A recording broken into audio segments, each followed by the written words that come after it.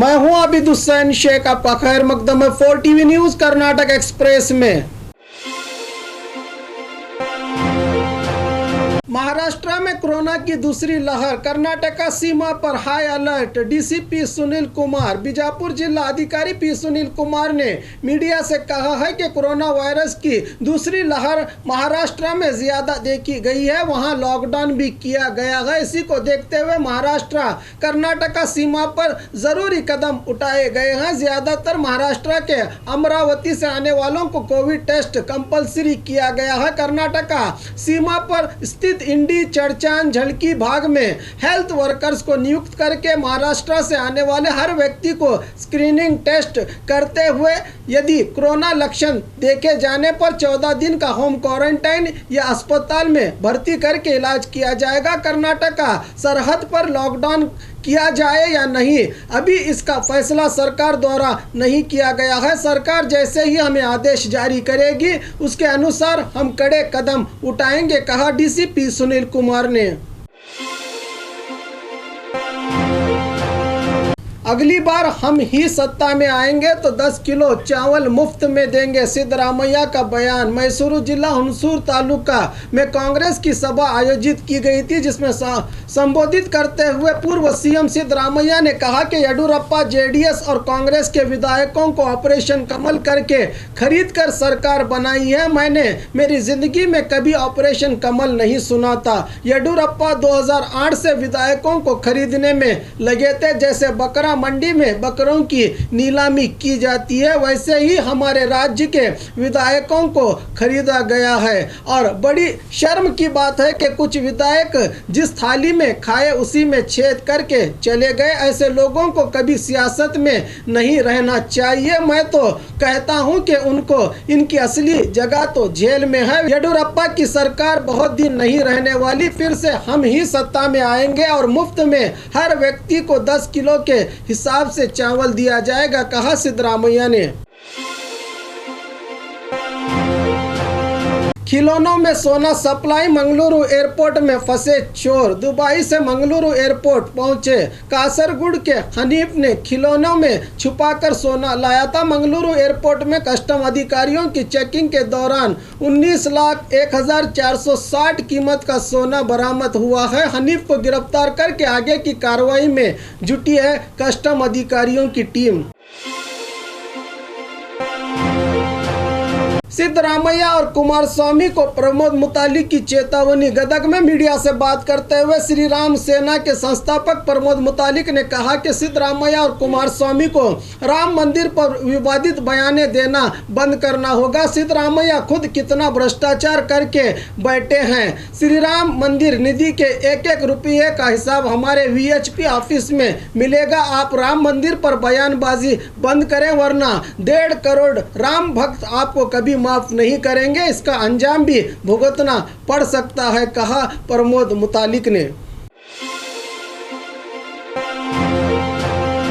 राज्य में फिर से कोरोना का डर, सरहदों पर सरकार द्वारा हाई अलर्ट की घोषणा। केरल और महाराष्ट्र में कोरोना महामारी की दूसरी लहर ज्यादा देखने को मिल रही है। इसी को देखते हुए राज्य सरकार ने सरहदी इलाकों में हाई अलर्ट की घोषणा कर दी है, जिनमें शामिल हैं चामराजनगर, मैसूरू, मंगलूर, बेलगाम, गुलबर्गा, बीदर, रायचूर, बीजापुर, बल्लारी, चिकबल्लापुर, कोलार जैसे सरहदी जिलों में राज्य सरकार द्वारा इन तमाम जिला अधिकारियों को हाई अलर्ट का आदेश दिया है। राज्य से आने वाले और जाने वालों पर कड़ी नजर रखी जाएगी। राज्य आरोग्य विभाग से मार्गसूची देकर कहा गया है कि महाराष्ट्र और केरल से आने वालों के लिए RT-PCR टेस्ट रिपोर्ट लेकर ही प्रवेश की अनुमति दी जाए। सरहदी चेकपोस्ट पर 24 घंटे हेल्थ वर्कर्स को नियुक्त भी किया गया है और हाई अलर्ट की घोषणा की गई है सरकार की ओर से। पीएफआई पर मामला दर्ज करने का बसवराज बोम्मई का बयान। बेंगलुरु में राज्य के गृह मंत्री बसवराज बोम्मई ने कहा है कि कल मंगलुरु के उल्लाल में पॉपुलर फ्रंट ऑफ इंडिया के चीफ अनीस अहमद ने विवादित बयान देने के बयान पर बसवराज बोम्मई ने आरएसएस को देशभक्त संगठन बताते हुए पीएफआई को निशाना बनाया है। इसीलिए गृह मंत्री ने स्थानीय पुलिस को अपनी मर्जी से मामला दर्ज करने की भी बात अपने बयान में कही है। कच्चे तेल के बढ़ते दाम, सब्जी भी हुई महंगी, आम आदमी महंगाई से परेशान। कोरोना महामारी से अभी आर्थिकता से आम आदमी उठा भी नहीं, उसे महंगाई ने मार दे दी। पेट्रोल, डीजल, घरेलू सामान के साथ साथ अब सब्जी भी महंगी हो गई है। यह सिर्फ हर दिन बढ़ते पेट्रोल और डीजल के दाम की वजह से ट्रांसपोर्ट चार्ज भी बढ़ने से सब्जियां और अन्य घरेलू सामान महंगा हो गया है। अन्नदाताओं के उगाए गए सब्जियों को मंडी तक ले जाने के लिए ट्रांसपोर्ट व्यवस्था की ज़रूरत पड़ती है। हर रोज़ ट्रांसपोर्ट वाले भी अपने दामों को बढ़ाते हैं। सब्जी महंगी होने से आम आदमी पर सरकार की मार ऐसी पड़ी है कि अब कभी गरीब इंसान दोबारा खड़ा ना हो सके शायद। मोदी के नेतृत्व में नीति आयोग सभा, वर्चुअल प्रोग्राम के जरिए सीएम भागी। बेंगलुरु गृह कचेरी कृष्णा में पीएम मोदी के नेतृत्व में छठा वेतन आयोग नीति पर वर्चुअल प्रोग्राम के जरिए सभा बुलाई गई थी। इस सभा में राज्य सरकार द्वारा कृषि, मानव जागरूकता, आरोग्य संबंधित मुद्दों पर चर्चा, कोविड-19 टीकाकरण और राज्य में चल रही आर्थिकता को पीएम मोदी के सामने राज्य के मुख्यमंत्री येडियुरप्पा ने बात की। इस कार्यक्रम में सभी विभाग के अधिकारियों ने भी हिस्सा लेकर अपनी समस्याओं को पीएम मोदी तक पहुंचाया है। ग्राम वास्तव्य, देहातों में जिलाधिकारियों का डेरा, डीसी पहुंचे ग्रामीण प्रदेश। राज्य सरकार ने हर महीने के तीसरे हफ्ते में राज्य के सभी जिलाधिकारियों को गांव जाकर रहने की मार्गसूची दी है। इसी को देखते हुए बीजापुर जिलाधिकारी पी सुनील कुमार ने जिले के बोमन जोगी गांव पहुंचे हैं। गांव के लोगों की समस्या जैसे सीनियर सिटीजन की पेंशन, गाँव की अभिवृद्धि सहित और भी कई मुद्दों को सरकार तक पहुँचाकर सुलझाने का प्रयास करेंगे। जिलाधिकारी गांव को पहुंचे जिलाधिकारी पी सुनील कुमार सरकारी स्कूल के बच्चों को क्लास लेने का भी नज़ारा इस दौरान देखने को मिला।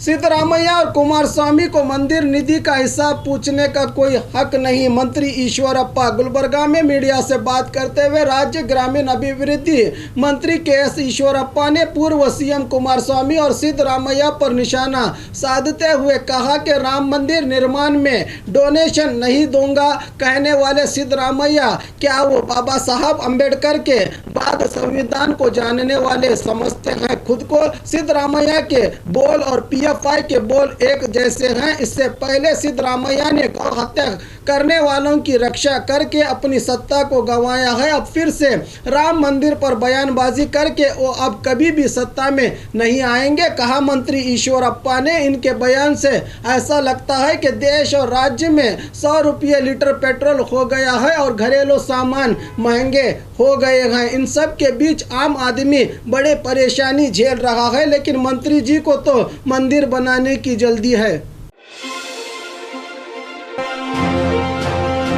बेलगाम में जिला प्रशासन की ओर से सरकारी नियमों को किया गया है नज़रअंदाज। महाराष्ट्र में अचानक कोरोना दूसरे लहर के मामले बढ़ने लगे हैं। कर्नाटका राज्य की सरकार ने सभी सरहदी जिलों के जिलाधिकारियों को कड़ा आदेश दिया है कि दूसरे राज्य से आने वाले सभी यात्रियों को आरटीपीसीआर और स्क्रीनिंग टेस्ट किया जाए, लेकिन बेलगांव जिला प्रशासन की ओर से ऐसा कुछ भी नहीं किया जा रहा। जिले के चिक्कोडी चेकपोस्ट, जो महाराष्ट्र का बहुत ही करीबी तालुका कहा जाता है, वहां पर ना ही कोई हेल्थ वर्कर्स है और ना ही कोई स्क्रीनिंग टेस्ट की जा रही है। बिना डरे महाराष्ट्र से बस और वाहन राज्य में एंट्री कर रहे हैं, लेकिन जिला प्रशासन देखकर भी अनजान बनी बैठी है।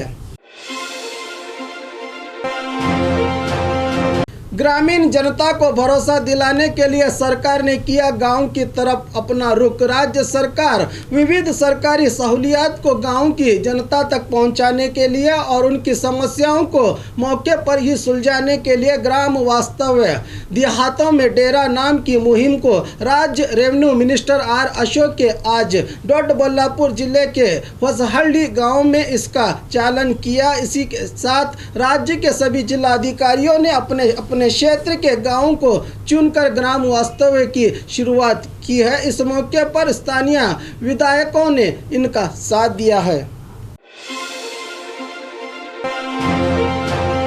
महंगाई के खिलाफ प्रदर्शन। शिवमोगा जिला भद्रावती तालुका के कांग्रेस विधायक बीके संगमेश और पूर्व कांग्रेसी नेता किम्मण्य रत्नाकर के नेतृत्व में विरोध प्रदर्शन किया गया।